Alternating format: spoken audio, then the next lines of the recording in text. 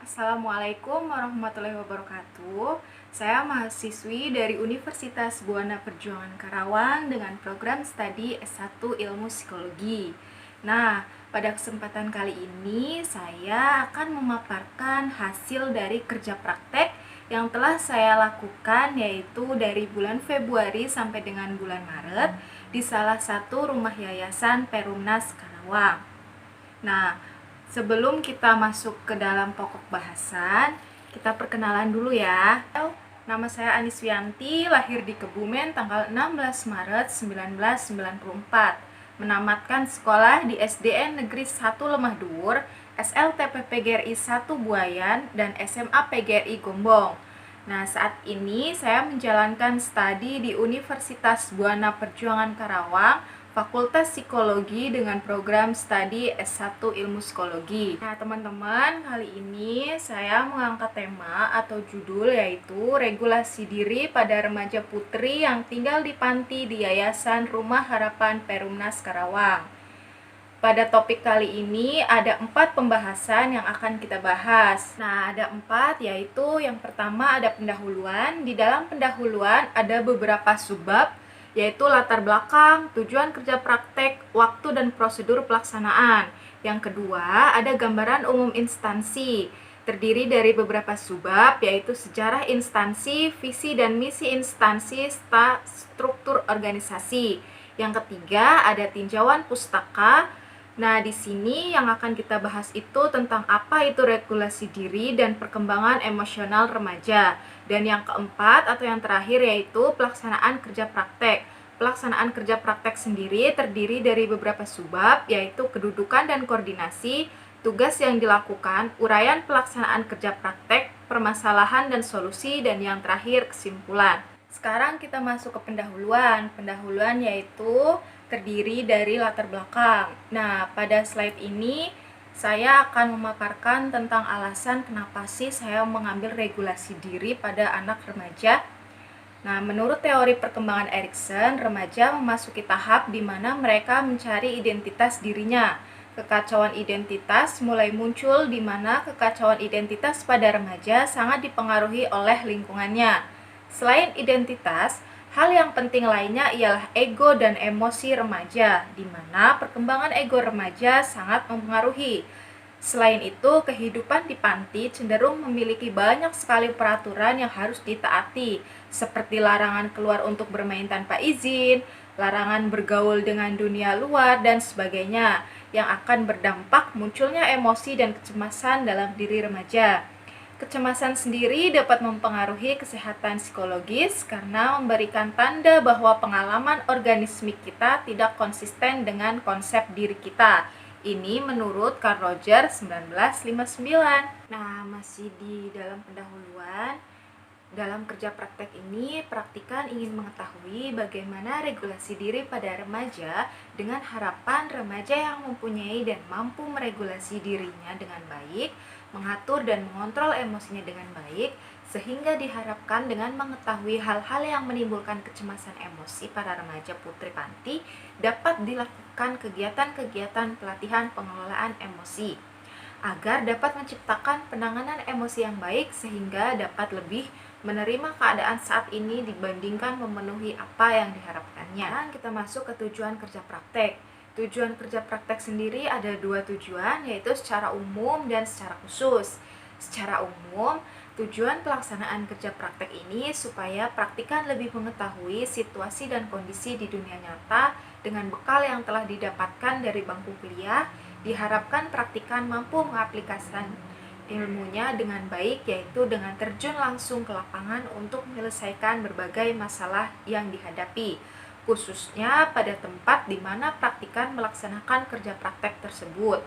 Nah, tujuan secara khususnya ada 2 poin, yaitu yang pertama untuk mengetahui bagaimana regulasi diri para remaja putri yang tinggal di Yayasan Rumah Harapan.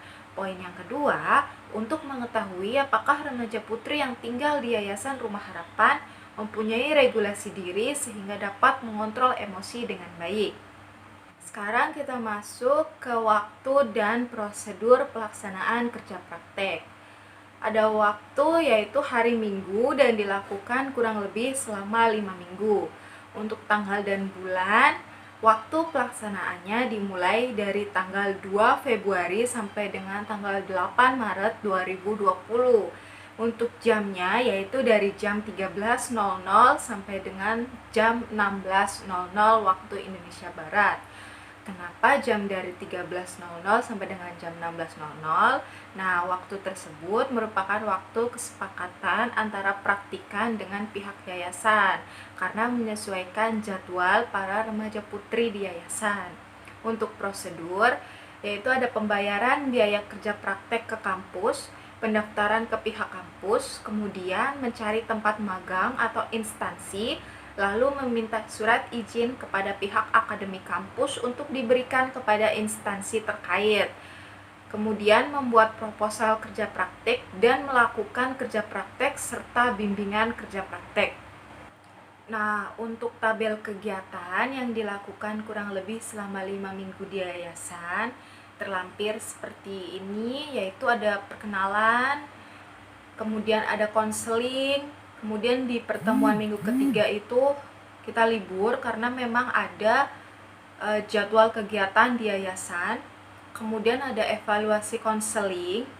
Kemudian di pertemuan kelima itu kita ada menonton bersama remaja putri. Kemudian ada psikoedukasi, yaitu memberikan edukasi terkait tentang tema yaitu edukasi tentang regulasi diri. Kemudian ada wawancara, yaitu pengambilan data dengan wawancara terhadap subjek. Kemudian ada observasi, dan yang terakhir itu pembuatan laporan. Nah, sekarang kita masuk ke sejarah berdirinya Rumah Harapan. Rumah Harapan lahir dari sekumpulan karyawan pabrik di Karawang pada tahun 2009 dengan modal patungan dana yang minim. Para karyawan ini mengontrak rumah dan mulai mengumpulkan anak-anak yatim, piatu, dan duafa untuk dibina dan dibantu pendidikannya dan kebutuhan mendasar hidupnya. Inilah cikal bakal Rumah Harapan. Hingga kini telah tersebar 25 asrama atau tempat tinggal bagi anak-anak di Karawang sebagai pusatnya, Jakarta, Purwakarta, Bekasi, Bogor, dan Subang. Pada tahun 2018, Rumah Harapan telah membina dan memberikan bantuan kepada 1.603 anak dengan kategori yang bermukim di asrama sebanyak 302 anak dan non-mukim atau tinggal di sekitar asrama yaitu sebanyak 1.301 anak. Asrama 3 di Jalan Mabes TNI ini dikepalai oleh Ustadz Asep Jamaluddin yang berafiliasi dengan kantor pusat di Karawang. Saat ini Asrama 3 menjadi tempat tinggal 11 orang anak dan berbagai daerah di Indonesia dan menjadi tempat pusat bantuan bagi 109 anak yang tinggal di sekitar Asrama 3. Nah, untuk Perumnas Karawang sendiri saat ini ditempati oleh 14 remaja putri dengan rata-rata usia 14 tahun sampai dengan 16 tahun. Visi dan misi Yayasan Rumah Harapan. Visi, terwujudnya lembaga penyalur dana zizwahid yaitu zakat, infak, sodakoh, wakaf, dan hibah, dan dana sosial yang adil, amanah, dan terpercaya. Untuk misi, yang pertama, menjadi lembaga sosial dan pendidikan yang memberikan solusi cerdas secara totalitas untuk menyantuni, membina, dan memberdayakan para yatim, piatu, anak-anak, dan para jompo. Yang kedua, membuat dan menyelenggarakan sistem pendidikan yang solutif, praktis, aplikatif, dan modern, serta memberikan pembekalan kompetensi dan life skill yang memadai untuk para anak yatim, disabilitas, duafa, dan anak terlantar. Yang ketiga, mencetak generasi cerdas yang mempunyai harapan dan cita-cita dan masa depan yang cerah. Nah, untuk struktur organisasi Yayasan Rumah Harapan sendiri, itu dipilih oleh Dewan Syariah, ada Haji Cece Izudin, kemudian ada Dewan Pembina, yaitu ada 3 Dewan Pembina, kemudian membawahi seorang direktur bernama Agus Solihin, kemudian ada sekretaris direktur, dan seorang direktur itu membawahi sekitar 6. Ada pemberdayaan, keasramaan, finance, HRD, GA, fundraising, kesehatan, dan markom. Untuk kepala asrama sendiri yang dipegang oleh Abi Taryono, yaitu dibawahi langsung oleh HRD GA. Kepala asrama sendiri membawahi 3, yaitu dengan staf administrasi yang sekarang itu dipegang sama Farhan NR, dan ibu asrama yaitu Umi Nunik. Nah, sekarang kita masuk ke tinjauan pustaka, yaitu berisi tentang materi-materi tentang regulasi diri dan perkembangan remaja. Yang akan dibahas pertama itu regulasi diri.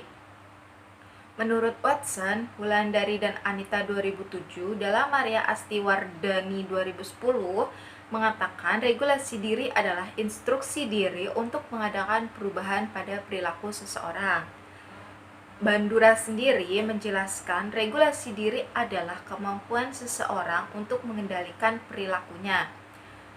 Menurut Pervin, Carvon, dan John 2005 mengatakan bahwa regulasi diri adalah kapasitas yang dimiliki seseorang untuk memotivasi dirinya sendiri, seperti menetapkan tujuan hidup, merencanakan strategi, mengevaluasi, dan mengubah perilaku.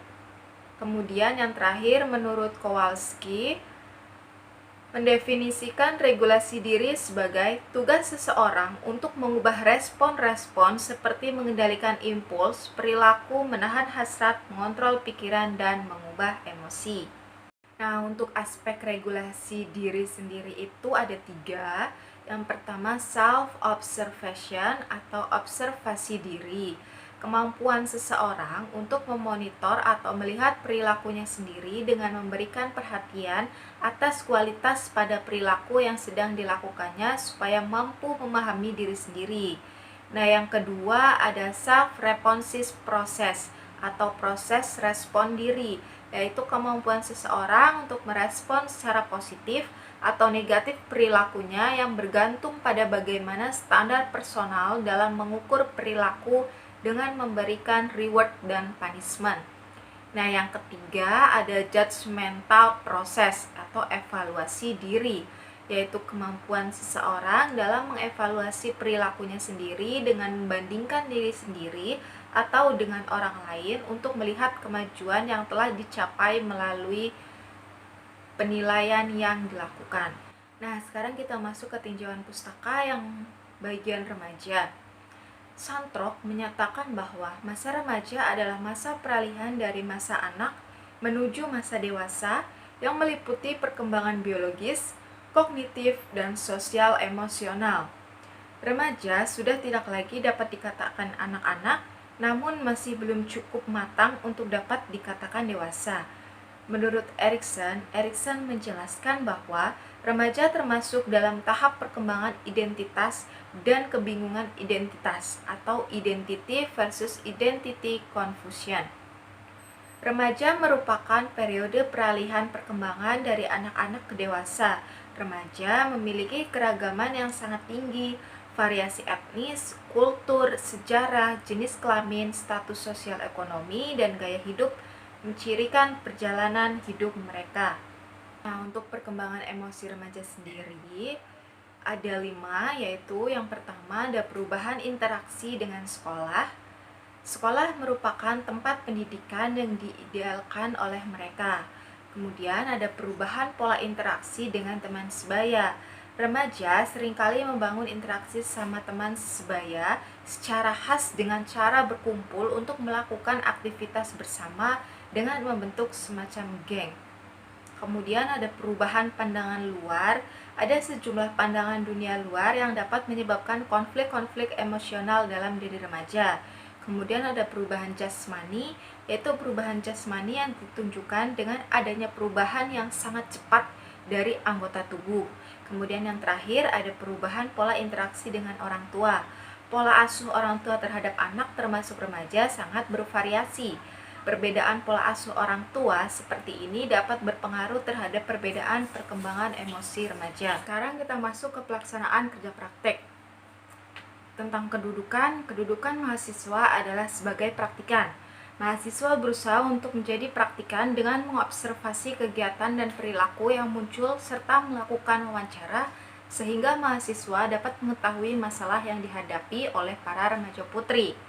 Kemudian ada koordinasi pelaksanaan dan pengambilan data mahasiswa berada di bawah bimbingan Umi Nunik selaku ibu asrama dan Abi Taryono selaku kepala asrama.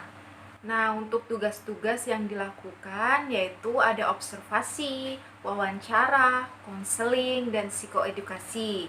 Tugas selama 6 minggu di Yayasan Rumah Harapan, praktikan mengamati perilaku subjek dan bagaimana subjek berinteraksi dengan teman-temannya, terutama dari segi emosional. Kemudian melakukan wawancara kepada subjek terkait kehidupan sebelumnya sebelum tinggal di asrama, bagaimana hubungannya dengan orang tua, saudara, dan juga mengenai teman-teman yang sekarang menjadi keluarga selama tinggal di asrama, serta bagaimana subjek menangani dan mengontrol emosinya. Selanjutnya melakukan sesi konseling atau bercerita dengan subjek untuk mengetahui permasalahan apa yang dialami subjek dari cerita-cerita subjek. Dan yang terakhir, memberikan edukasi terhadap subjek mengenai tema dan menyesuaikan dengan permasalahan subjek, yaitu terkait emosi dari suatu bentuk reaksi diri subjek. Kerja praktek ini dilaksanakan, sebelumnya itu praktikan mendatangi head office dari rumah yayasan sendiri untuk mengajukan izin apakah boleh melakukan kerja praktek di rumah harapan. Nah, kemudian setelah mendapatkan izin dari head office sendiri, praktikan diarahkan untuk ke rumah harapan yang berada di Perumnas Karawang.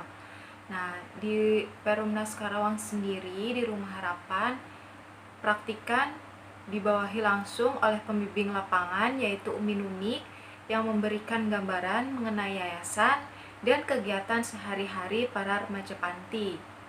Nah, dari para remaja panti, setiap hari Senin sampai dengan hari Sabtu itu mereka berangkat sekolah sekitar jam 5.30 pagi dan pulang sampai sekitar jam 17.00 setiap hari.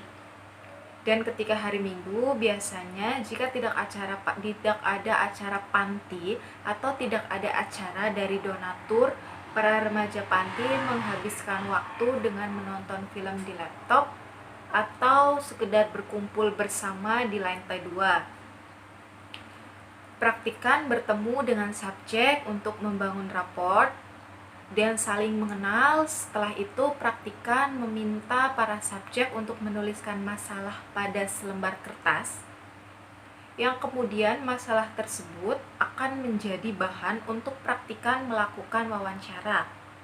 Di kemudian hari, praktikan juga mengambil data dengan mewawancarai staf administrasi tentang bagaimana prosedur penerimaan dan pelaporan jika ada donatur datang.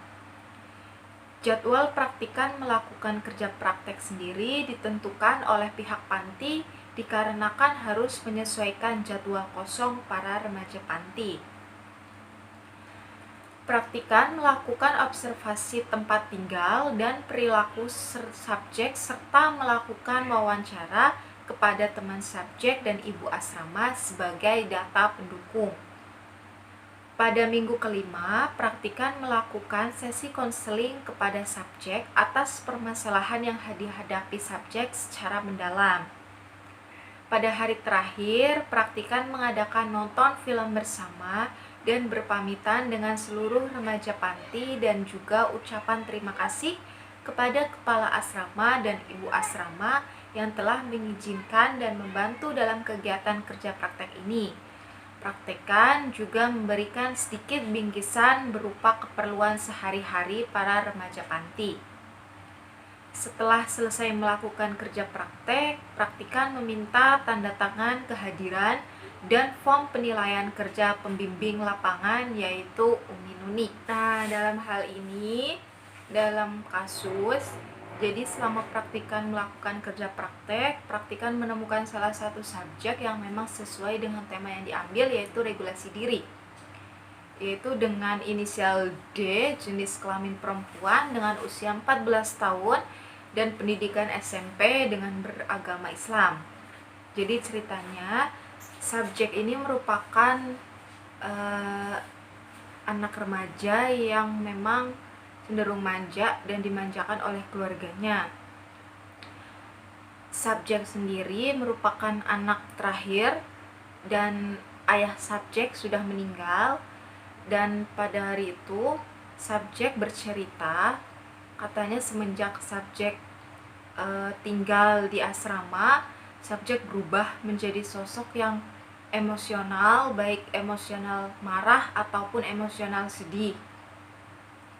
Dan karena subjek pemarah, subjek dijauhi oleh teman-temannya, dan karena hal itu subjek hampir setiap hari subjek merasa kesepian, sedih, sulit untuk mengontrol emosi.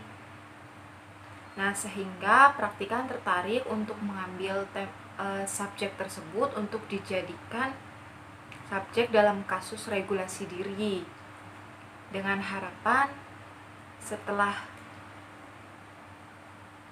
praktikan melakukan kerja praktek selama kurang lebih 5 minggu di asrama, praktikan dapat memberikan edukasi, dapat memberikan pengalaman, dan dapat sedikit memberikan motivasi untuk subjek dapat meregulasi dirinya dengan baik, sehingga emosi-emosi yang dirasakan oleh subjek dapat berkurang. Nah, berdasarkan hasil dari wawancara dan observasi terhadap subjek, sebenarnya subjek tersebut tidak betah tinggal di panti, tetapi demi sekolah subjek terpaksa mengikuti apa yang dikatakan oleh ibunya. Nah, subjek sendiri pada dasarnya memang dimanja. Ia merasa kaget karena dituntut harus mandiri, hidup di panti, berbagai segala sesuatu dengan teman-temannya. Jauh dari keluarga, terutama ibunya, dan di panti sendiri, subjek merasa tidak ada tempat untuk mengadu dan berbagi cerita. Sedangkan subjek sendiri butuh waktu dan butuh ruang untuk mungkin subjek untuk bercerita, bertukar pikiran, atau mungkin untuk berkeluh kesah. Kesimpulannya dari laporan kerja praktek ini adalah terdapat pengelolaan emosi meskipun belum cukup baik oleh subjek, dengan muncul keinginan untuk merubah pribadi yang mudah marah menjadi pribadi yang lebih dewasa, menunjukkan bahwa adanya regulasi diri pada subjek, di samping masalah yang subjek hadapi, rasa kesepian, rindu ibunya, dan rasa keterpaksaan tinggal di panti. Meskipun terkadang subjek masih sering marah, tetapi subjek mampu untuk bertahan di panti dengan kondisi yang seringkali membuatnya marah. Subjek sendiri sudah menyadari bahwa sikap pemarahnya selama ini salah dan ingin berubah menjadi pribadi yang lebih baik. Kehadiran orang lain yang mampu mendengarkan keluh kesah subjek sangat membantu subjek untuk mengontrol emosinya, sehingga peran dari teman-temannya, terutama ibu panti, sangat penting. Emosi yang muncul dari subjek merupakan bentuk dari suatu respon negatif akan reaksi diri subjek yang mengharuskan subjek tinggal di panti. Nah, mungkin untuk saran dari saya itu ada beberapa, yaitu mungkin bagi mahasiswa selanjutnya sebelum magang atau kerja praktek sebaiknya mencari tahu lebih jauh tentang judul yang diambil sehingga dapat memberikan dan membuat laporan dengan lebih baik lagi. Kemudian bagi Yayasan Rumah Harapan diharapkan untuk menyediakan sesi konseling setiap minggu sekali untuk mendengarkan cerita dan keluh kesah anak panti sehingga mereka tidak bingung jika ingin bercerita. Bagi universitas, semoga kedepannya dapat menjalin kerjasama dengan lebih banyak instansi terkait, khususnya psikologi klinis, sehingga dapat menyediakan tempat magang untuk mahasiswa dan mahasiswa dapat melaksanakan kerja praktek dengan lebih baik lagi. Nah, sekian dari presentasi saya kali ini. Kurang lebihnya saya mohon maaf, dan terima kasih saya ucapkan untuk yang terhormat Ibu Nura Mubina, MPSI Psikolog, yang telah membimbing saya untuk mengerjakan laporan kerja praktek sehingga dapat terselesaikan dengan baik. Dan terima kasih buat rekan-rekan semuanya yang telah membantu, dan terima kasih buat Ibu Nunik, buat Abi Taryono yang sudah mengizinkan saya untuk melakukan kerja praktek di Yayasan Rumah Harapan Perumnas Karawang. Dan buat teman-teman yang mungkin ada yang mau ditanyakan lebih jauh tentang regulasi diri, teman-teman bisa kontak saya di alamat yang sudah disematkan di atas. Sekali lagi terima kasih. Assalamualaikum warahmatullahi wabarakatuh. 멈춘 시간 속 잠든 너를 찾아가 아무리 막아도 결국 너의 곁인 걸 결국엔 여행을 끝내 이젠 돌아가 너라는 집으로 지금 다시 way back home.